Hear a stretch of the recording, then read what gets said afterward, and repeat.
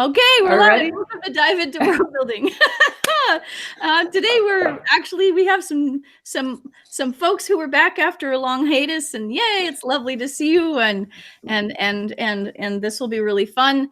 Topic of the day is how we capture images, and I just listed a bunch of them, like drawings and paintings and photos and videos and yeah. So I just thought. There are all kinds of places where we could jump into this topic, but I'm going to say, Brian, do you have any place you want to jump in? Because are we specifically talking images of people, or are we going more general than that? Because there are.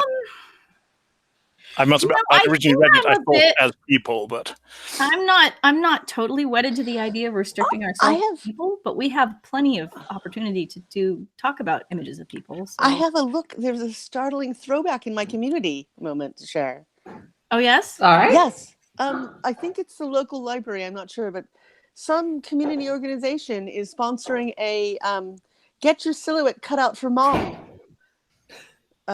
offer. So, and they're also offering you just silhouettes of animals if you bring the portrait of the animal in. So, I mean, we're going back 150 years now to pre-filmic days of a silhouette is the most accurate rendition of a person you're going to get, unless you can afford to have a fancy pants oil painting made or something. So it's really amazing that of all the things that we're sort of doing throwback stuff to, they decided to go for silhouettes. I'm wondering, we talk about the poor buggy whip maker. What happened to the silhouette cutters of Victorian times? They're hanging around with the Morris dancers. They just pounce on you in pubs when they're not. Oh my God, they've got my silhouette. Well, the thing is, if they have your silhouette, does that like the Peter Pan thing where they steal your shadow? Yes. No doubt.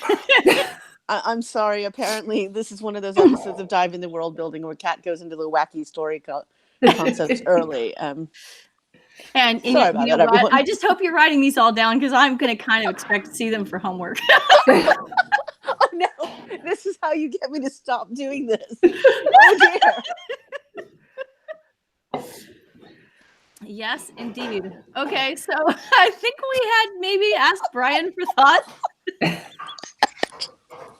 Well, I'm not an expert on the entire history of portraiture, for example, but I do know something about how portraiture changed and how it was used, certainly from the Renaissance onwards. Now, I know we've been depicting people a lot further ago than that, both in paintings and in sculpture.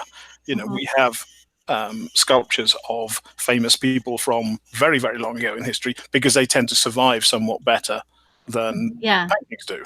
I mean, most of those sculptures would actually have been brightly painted or enameled or varnished or whatever at the time, and that's all worn off with age. And that had worn off by Renaissance times, and so they made all of their statues. Renaissance statuary was all plain and unadorned, because they thought that's how the Romans and Greeks had done it, and they were completely wrong. But it became that was the way you did it, because, that was the great time in history, so you had to imitate that. So the reason all the Renaissance are just pure marble or bronze or whatever with no paint or adornment is because all the classical statuaries that they had access to had already worn off any color and so forth that they had. So yeah, portraiture, certainly in the Renaissance, was largely a rich man's game. As most art was, you had to pay for it. And what you were doing mostly was, it's twofold. Partly it was religious. You would be showing that you were a very deeply religious and honorable person, and partly it was social status. You would be showing as well, what you had, what you could do. A lot of portraits contain a huge amount of information that isn't necessarily obvious to us now, but at the time would have been immediately, decodable as to what was going on about this person, both in terms of symbols of things they carried and in terms of what they were wearing, where they were pictured, where they were set. an interesting side note to this is that the other thing we have a lot of portraits of from the comparatively early days of painting is self-portraits by artists. Mm-hmm. There's a reason we have that, and that's because it's advertising. If you are a portrait painter and you want to show that you can do a good portrait, what better than to show people the portrait you have painted of yourself right there next to you, so they can see how good a portrait you can do, and that you will give them that. Seriously, that's why we have portraits. It's also largely why we have still lifes. Most still lifes are an offshoot of the fact that painters used them to show off their technique. They would show what they could do. Interesting. Still lifes. So through much of the Renaissance, there were that these portraits were done as a matter of social status, and it showed you had enough money to do it, and it allowed people to see who you were, what your standing in society was, etc. Mm-hmm. Somewhat after that, it merely became habit because people in the past had done it. You kept on doing it. Representational art, painting in particular, is very largely stagnant for about 150, close to 200 years, from the early to mid 1600s through to the early 1800s. There's very little development in art, and much of the art of that time is simply portraiture. And much of that portraiture is simply because, like my dad had a portrait, my granddad had a portrait, and my grandmother had a portrait, and I damn well want a portrait too. Yeah, for sure, because I want one too. I'm kind of curious I don't know when watercolor becomes a prevalent technology, because I know about the history of like tempera and oils and things and frescoes, but I don't know when carrying around a palette of watercolors and plonking yourself down became a thing. Again, this will vary, but as far as I'm aware, the big watercolor artists start probably in the early half of the 19th century. I don't think people were going out and painting watercolors, plonking themselves down in front of a bit of nature and painting right there much before that. Right. I can't remember seeing much in the way of watercolors that predate probably around the 1820s and 30s. I may be wrong on that. I'm trying to think of particular watercolor artists and when they were operating. Well, they're not. They're kind of fugitive compared to something like oil paintings, right? I mean, watercolor is, easily damaged by water, let alone the ravages of time. So any attempts are probably not going to survive. I suspect there are earlier examples I'd need to look into. I'm guessing that some of it has to do with the availability not just of the paint, but of the paper, because before that you've got canvases that are being very carefully prepared by the artists, and then watercolors much more of a just pick it up off the shelf and you've bought yourself a pack of watercolor. Pen and ink drawing goes back a lot longer.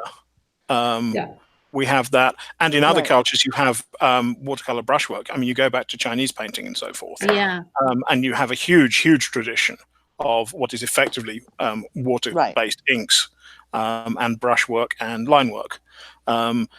One of the things that was interesting when I was teaching the art course, I was trying to, although it was predominantly around the Renaissance and the changes going on in Europe at that time, I tried to make sure I compared with some of the representational art that was going on in other countries.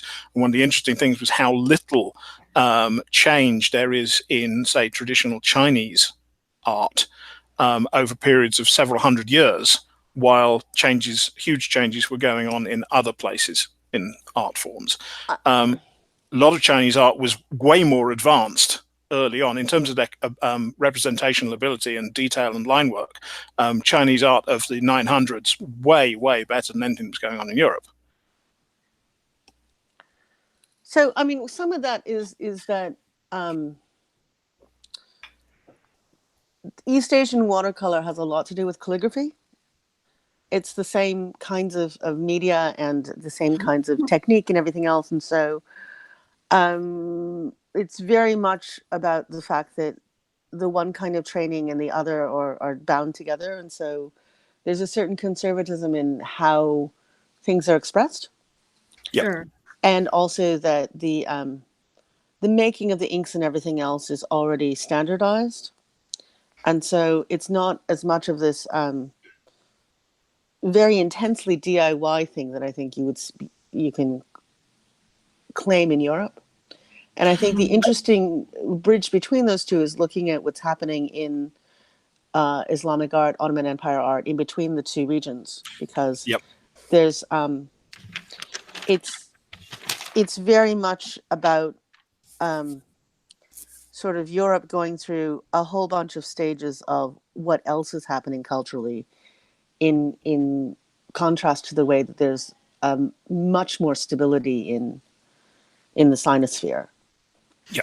Comparatively, so it doesn't create as much avenue, and also the particular ways in which social conservatism was valued in the era. So I'm not surprised. I hadn't thought about it, but I'm not surprised that there's a stability there. Yeah.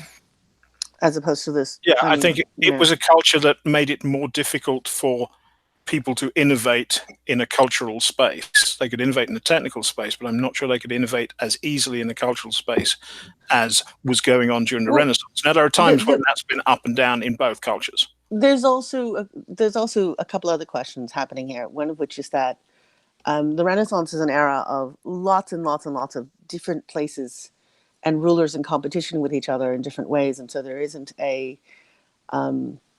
hegemonic force that can impose a lot of things. And so the closest thing would be the Catholic Church, which right, but and so there's a lot of issue of, so there's a similarity amongst Catholic Church decor in various places, for instance, but there's also a question of what gets preserved. Mm-hmm. And so if you're not politically seen as viable, your stuff is not going to get preserved or passed down or displayed with prestige or all these other things, which is what gets things maintained over the years. So. Yes, I mean, tons of art has been lost at various times for various things. I was looking at the history of one particular altarpiece from Kent, I believe, which we have most of it back together now, but it had been broken up into various bits. Right. At least one part was lost in the fire. It had been, hidden away because the church was sacked twice during Protestant versus Catholic rebellions in the Low Countries. In the end, it was being sent for safekeeping through France in World War II, when France suddenly switched sides, capitulated effectively. Well, yes, in effect. So then it was sent to Germany, and it was stored in a salt mine. And if any of you've seen the film The Monuments Men, that's based on people who did in fact go and recover a number of these artworks, and they extracted these, and it's back where it was originally painted, and it's back in situ in Kent. So, but yes, artworks have a ridiculously complex history in some cases. The other thing, and it comes to mind partly in context of the burning of the Great Museum in Brazil, and also with the Notre Dame fire recently. I was just talking to somebody who was discussing the history of Japanese shrines and the fact that they're expected to be rebuilt constantly. Mm-hmm. Because it's earthquake country, because they're building in wood in a very high fire area. There's a Japanese saying about the scary things in the world, which is like earthquakes, thunder, fire, and the old man. These are how things get destroyed. And so the technology there is about rebuilding the thing constantly, as opposed to, let's build another one. This one's going to last forever. So the use case around Gothic cathedrals and the fact that you expect that the wooden works around it might burn down or whatever, but you're going to have the stonework survive, versus this very, very focused on renewables and restoration culture really changes what gets preserved. And then the axe of my fathers, and then there's also we've replaced the wood, but it's still the same. That global thing of, we've been trained in this Western lineage that the things that count are the things that get preserved. Yeah. So, and also how in this modern style of Western, we treat innovators as opposed to the way we used to. I want to talk about digital degradation. and lost technologies from the last 20 years that we can't look at things anymore. I was just hearing that NASA is having problems because there hasn't been enough money allocated to archiving and transferring media. And so there's like, things that are on old magnetic tapes that can't be read. Yeah. So we've gone from, we have Greek and Roman statues to, oh yeah, we had a picture of that somewhere around here. So. Well, so I want to get back to the sort of a little bit more image centered part of this. I mean, because obviously we have storage media and such. One of the things that I think is really interesting is that different kinds of image capture media value different kinds of image quality and image capture. Like you've got, compare the relatively modern view that something that looks like a photograph is better than something that doesn't, as an image capture, right? But a photograph doesn't have, for example, all of the symbolism that Brian was just describing in the early portraiture, right? In the Renaissance portraiture. It depends. Some of the early photographs were done as portraits of people and were done in somewhat the same way, that they would have all the objects and so forth arranged around them that they wanted to represent. Right. Photography was valued surprisingly early. I don't think it's a coincidence that basically you can trace all of the modern art movements, the less representational art movements from Impressionism onwards, to the point at which photography started being able to capture the real world, and art started going, well, we need to try and capture the inner world or the psychological world, or things that photographs can't do. I don't think it's a coincidence that those movements started around the time that and in some of the places that photography was becoming a very big thing. That's really interesting. Yeah. Yeah. I think that's a great point.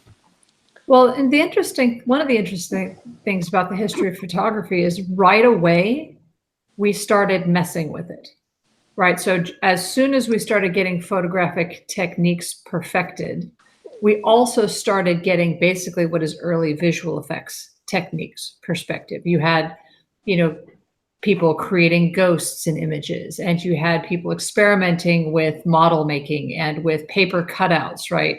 Fairies in the garden. Exactly. Yeah. Is a huge piece of that. So I find it an interesting carryover of mindset from sort of portraiture, where you're producing an idealized version of a person. Versus, because even in early portraiture, you would have maybe somebody local who would provide the body model for whoever you were painting, and then whoever famous came in, you were painting their face, right? And then a lot of the environment around them and the objects and the body itself might be an entirely different person, because the lord of the manor might not want to sit there for 36 hours while you got every nuance, right? There was sort of a back and forth that would go on.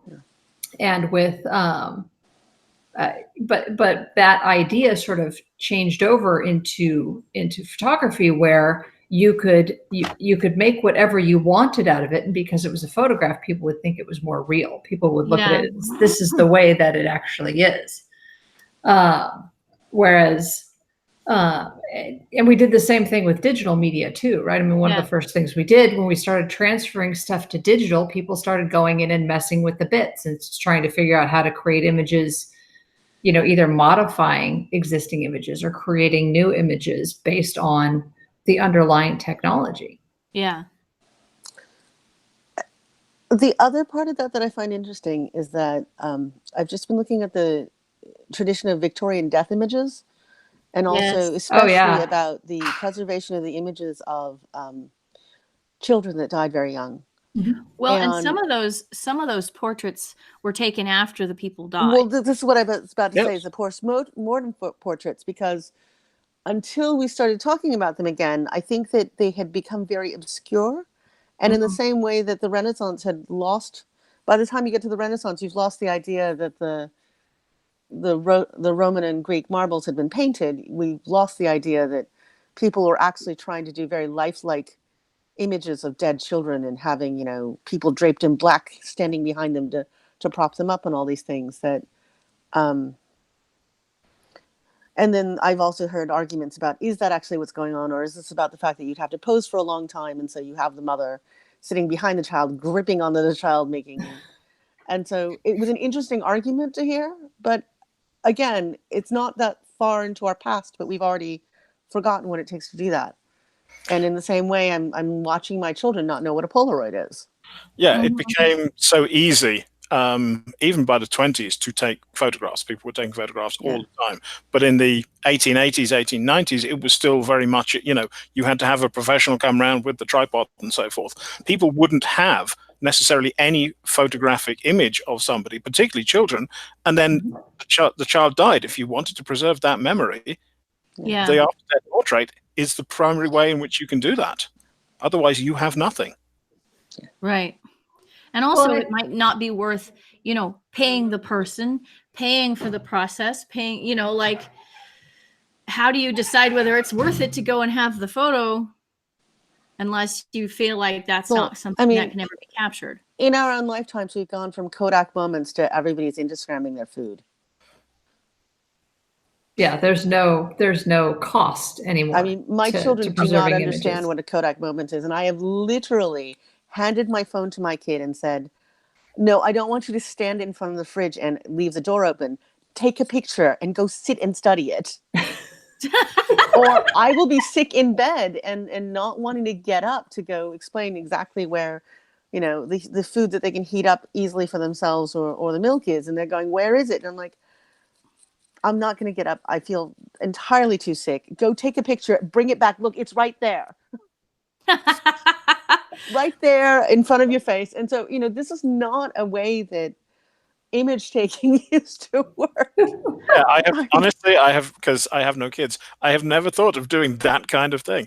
I do take pictures of stuff like plaques and signs at museums and things like that, so I can read that later rather than at the time. So on nice. interesting pieces of art, I will take a picture of the painting or whatever, and I will take a picture of the text about it. So I've got, you know, some references to what it is. Do you find that you actually go back and look at that, or has the action of taking the picture satisfied you? Not later on, but I will, you know, like at the end of the day, I might, you know, go through with those things, and I might say there are particular, you know, artworks by artists that I haven't encountered before, and I find that particularly interesting. So I'll use that as a spur to then go and look them up. At least I've got the reference, I've got the name. I don't have to rely on remembering it or writing it down. I've literally got, I was really, you know, impressed by that particular painting. Let's go find out more about that and the person who painted it. Well, you know, the thing that I found when digital cameras became a thing, and suddenly, you know, was that suddenly you were able to take a lot more experimental images and capture all kinds of stuff that you wouldn't even have attempted because there was such a high chance that it was not going to turn out, and you would have wasted whatever, you know, 37 cents just trying to do something a little wacky, you know. So yeah, I went on safari when I still had a film camera, and I took, you know, I was trying to get exactly the right shot, because every, you know, picture on a film camera costs you money. Then you go on safari with a digital camera and you just click, click, click, click, click, click, click, click, click, in the hope that one of them comes out spectacular.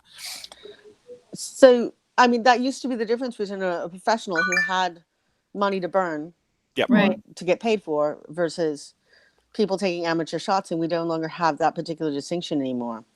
And the other things are like today, I actually took a picture of a package from an artisan on the other side of the world that a friend had said, hey, what was that person's contact information? I remember vaguely these things. And, you know, that person isn't online because they're not in a very digitally connected place, but I happen to have their packaging. And instead of transcribing it, it was faster for me to just snap the photo, send it off in an instant messenger saying, hey, is this what you wanted? So well, you know, so for example, when I was talking with folks at my kids' martial arts gym about the, you know, the terms of their signing up for the next period of time and which option did we want to choose. And my husband wasn't there. They were like, just take a photo of it. I was like, right. Because I'm thinking, can I have a copy of it? Right.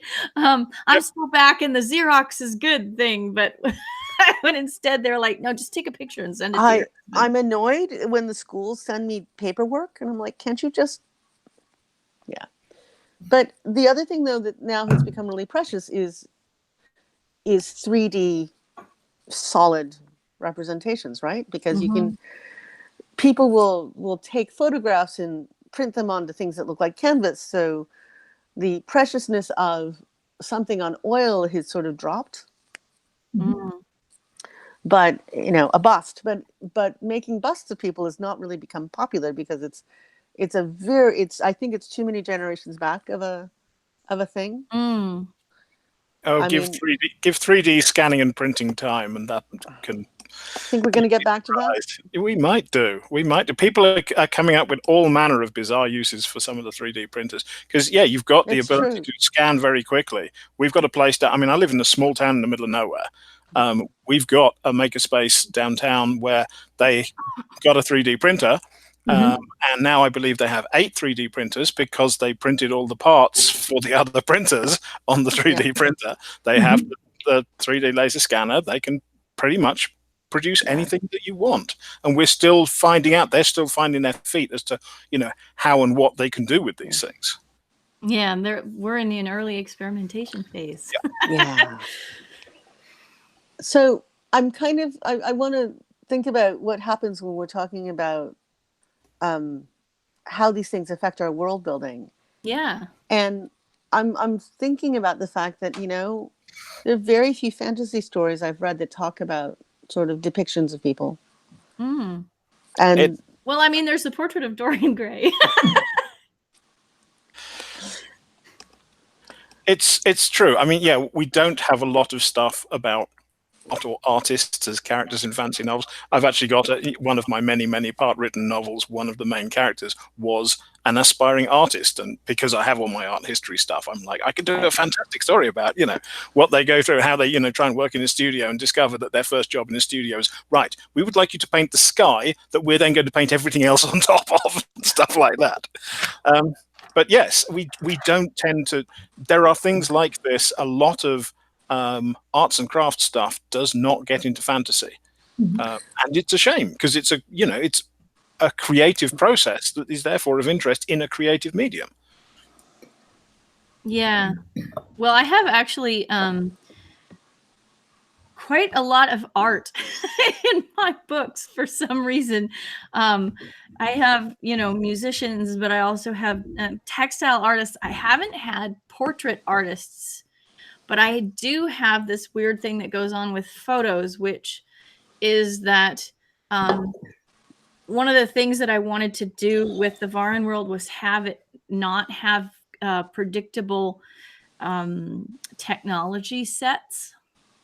And so I decided that due to religious belief, they did not really approve of stealing somebody's face.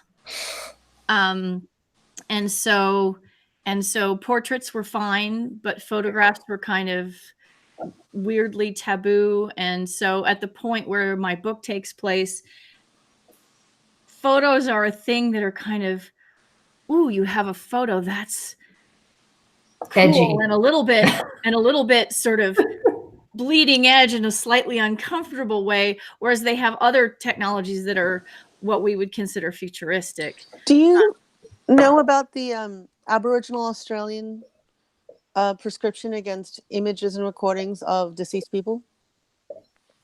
I do know about it, yeah.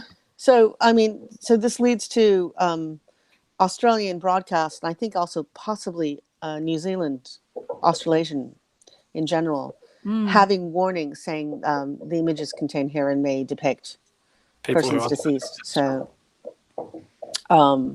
So that people can avoid them if they want to. But it's interesting what is and isn't considered okay. And so there's also you can't take pictures of the Queen of England eating.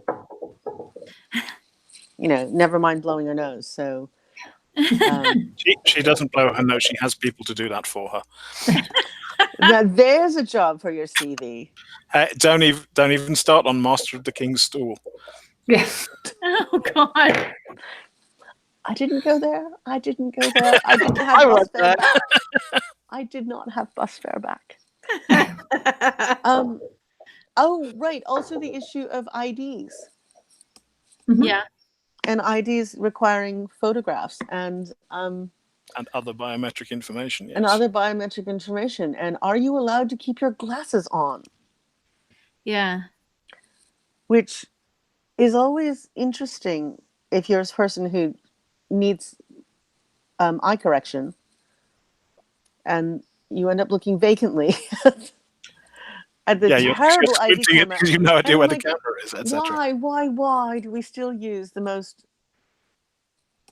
terrible cameras for public photograph purposes? I don't know.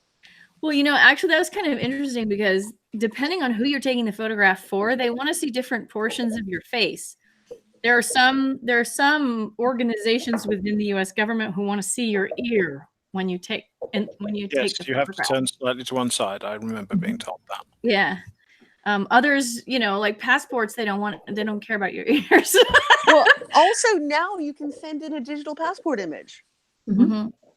And that was just astonishing. But in England, on the passport, and I don't know if this is the case in other countries, in England, your passport photo, you cannot be wearing a hat. So we had to make a special exemption for people who attested to being adherents of the Church of the Flying Spaghetti Monster in various places. I remember think that this, was internationally, right? That you were allowed to wear a colander on your head? Right, because it was part of your religious garb. So,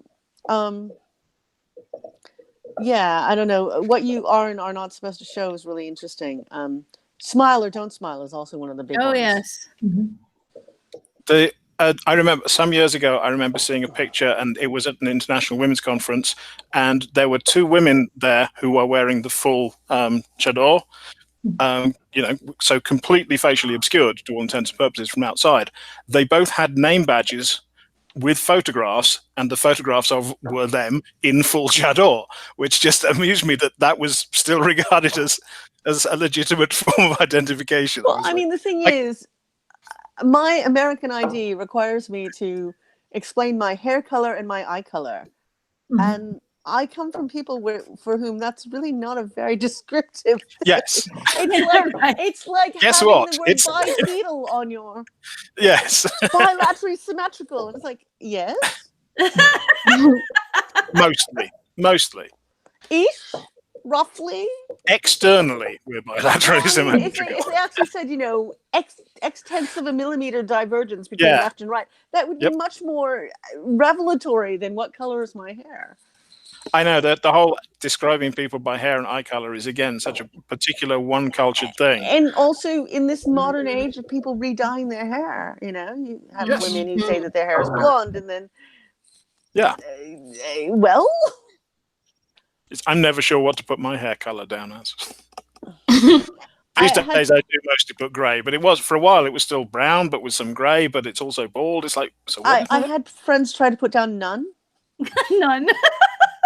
Yeah, that would be good. I think unless you have actual alopecia, the most governmental authorities look down on that particular attempt.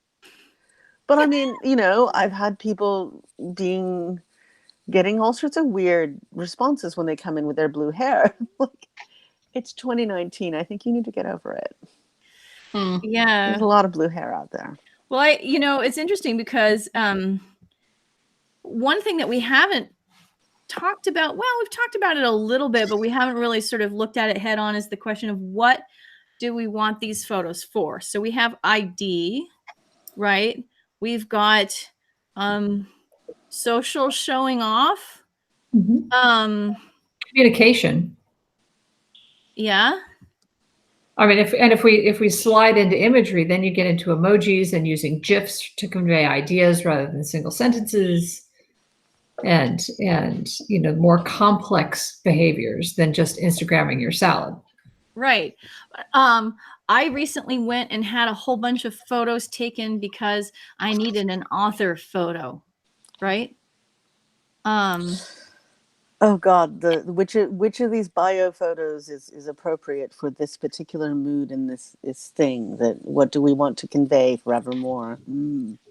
Right. And And so and the what 15-year-old author even is photo. that? I mean, so there's got to be an interesting value in putting a face on an author, right? So this gets back to a whole different hour of conversation about, do you care about the external identity of your author? And I am on team. There are times and ways in which the lived experience of the author is actually very important to what they might be expressing. So that's where I'm coming from on this. But I can't say that I normally look for the jacket photo for that, mostly because I'm getting all these recommendations by word of mouth because people pass them to me. Yeah.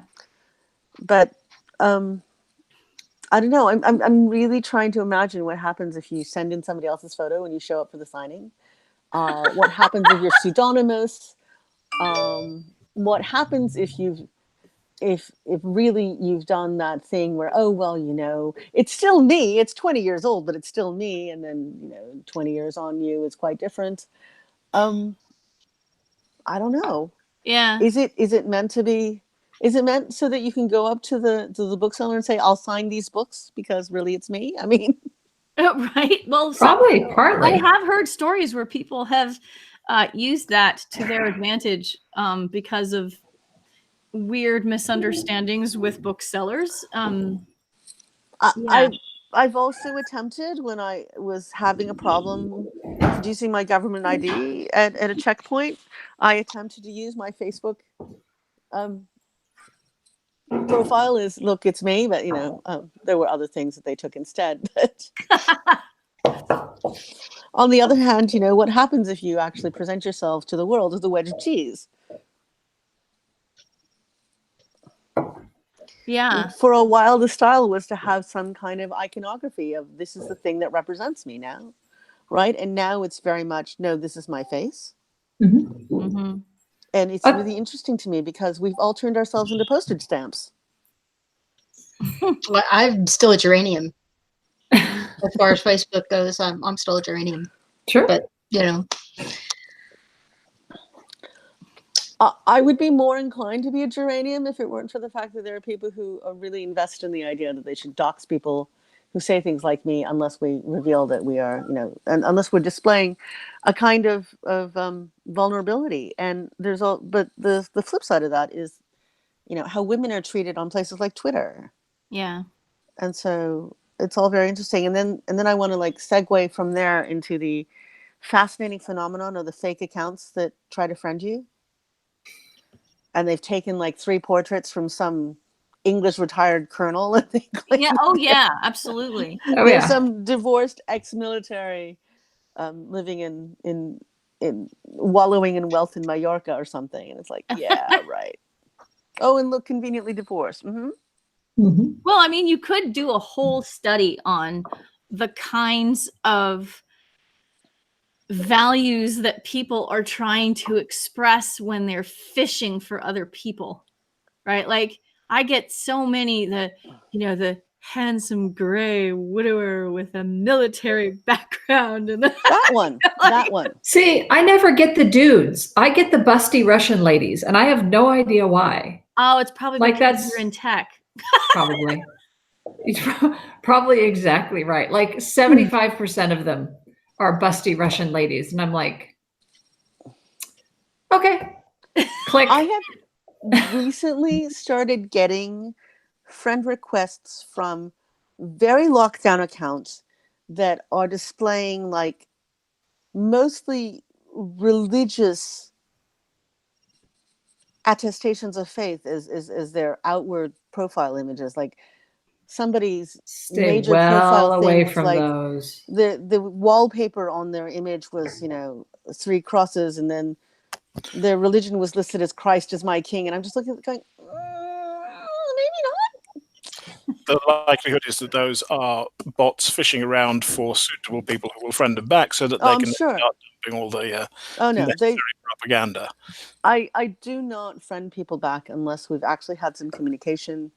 I don't friend back unless we've had communication and we actually have bona fides of other people that I trust that are actual people. I don't friend them if they're somebody that I know that indiscriminately friends everybody. So I have a whole bunch of lists of protocol, and it really fascinates me what just shows up in my feed all the time anyway as hey, friend me. No. I have watched I have watched bad accounts leapfrog a whole bunch of serial adders. Mhm. So then they look like they have 6 friends, and oh look, they're part of my community. They know 6 of the people that I know. Yeah. Yeah. Look, they have a photo from a catalog.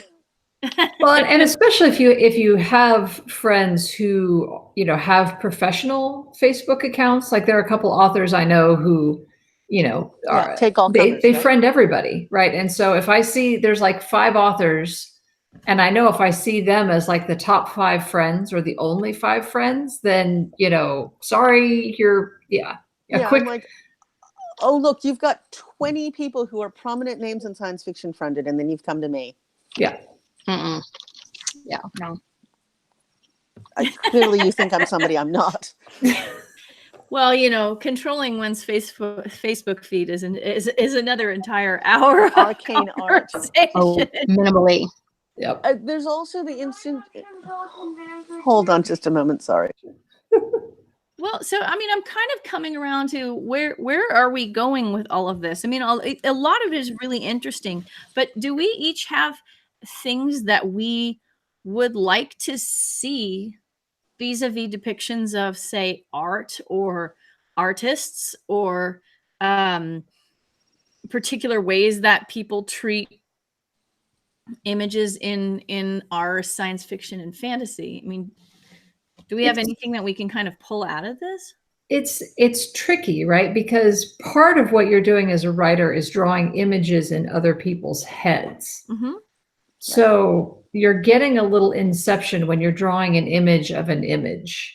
And it might be, in order to draw an accurate representation of a piece of art, that's practically a novella, at least into and of itself. Yeah. And I mean, we do see in weird places, right? The Iron Throne, that's a piece of art, right? Yeah. It was described well enough in the books where, everybody sort of knew what it looked like, and everybody sort of got behind the depiction that eventually made it into this series, right? Mm-hmm. Same thing with the photographs in the Harry Potter books. Yeah. Right. You see, they've translated that back to portraits as well. So the older works of art that are in Hogwarts also are, animate and to a certain degree conscious. So I think if you're using the art in some way that is relevant to the story, yeah, then I think it's worth the time and effort to have it there. But I think most of the time what you end up with is just sketches, a hallway filled with, landscapes from various times of the year, right? There's not a lot of discussion of technique or material or elements like that, unless there's somehow. Yeah. Describing the thing is describing the art is you need to describe the art, or do you need to describe the feelings that it evokes in the character, his point of view? Sure. You're looking at. And if it's an omniscient thing, then there's an atmosphere that you're trying to convey. And you I mentioned wonder if that's different at all with horror, because you make me think of horror art that is sometimes used for mood and such. I don't know. Maybe that's not one, but I think the other one that's really interesting that we're not touching on here is that where the art is displayed and how, and whether or not there's a lot of it or a little of it and it's very precious is very much part of the world building. Yeah. I keep going back to this example, and I don't know if this was a fanfic that's gotten released to the wider world or not. because I washed my hands of it after I did a beta read, is that somebody had written a thing which was supposed to be set in a future Japan, but the way that they had set up how the artwork was displayed was not consistent with a very traditional Japanese tokonoma kind of based presentation of how art would be presented. And I could buy It's the Future, It'll Be Different, except that they were trying to evoke certain things. Yeah. And about traditionalism. And so the assumptions of where the art is and what sort of things it contains and how mutable it is or permanent, whether or not it changes seasonally or whether it's permanent installation or, well, we've taken over the house that used to be grandma's and so now we're going to take down all the art. I mean, these are all cultural interactions with pieces of art. Mm-hmm. And also what's considered art. Is the vase always a thing that's going to hold something in it, or is it on a pedestal and, with a spotlight on it to show that it's a collection piece? Yeah. Or is it stuff from the Franklin Mint? I mean, these are things that I don't know that there's been like a Franklin Mint in space story, but okay, there you You go. You have your marching orders. Well, and you know what? We haven't really talked about things like caricature, which is a whole other sort of like souvenir caricatures are a totally different kind of representational image capture art, I have a whole interesting other hour discussion about the cultural and othering ramifications of how the caricature is done. Mm. Oh, well, yeah. And we could also talk about how artists talk about their own art in art, fictional artists within your story. How do they talk about their own art? And how do they present it? Do you actually have artists, or is everybody expected to be an artist? Which model are we using? Yeah, well, I've got a thing where this kid has a studio in what used to be a garage, and he's stacks up the canvases because he's not going to show them to anyone, which tells you something about him, if not necessarily about his work. But that's a whole different discussion from talking about the actual art. I do actually have a story, now that I'm thinking about it, that I'm chiseling out of rough granite or something. It's taking forever in a way that normally doesn't for me.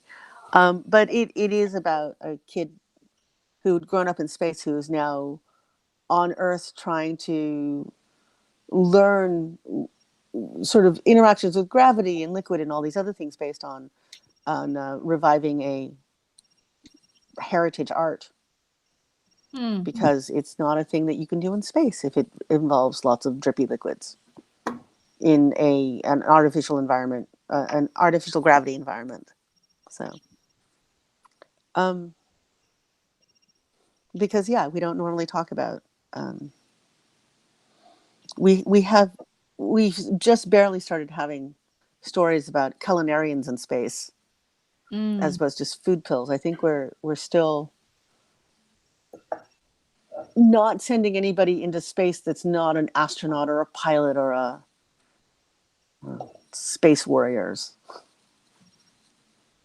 Yeah, we have been sending space botanists. Yeah.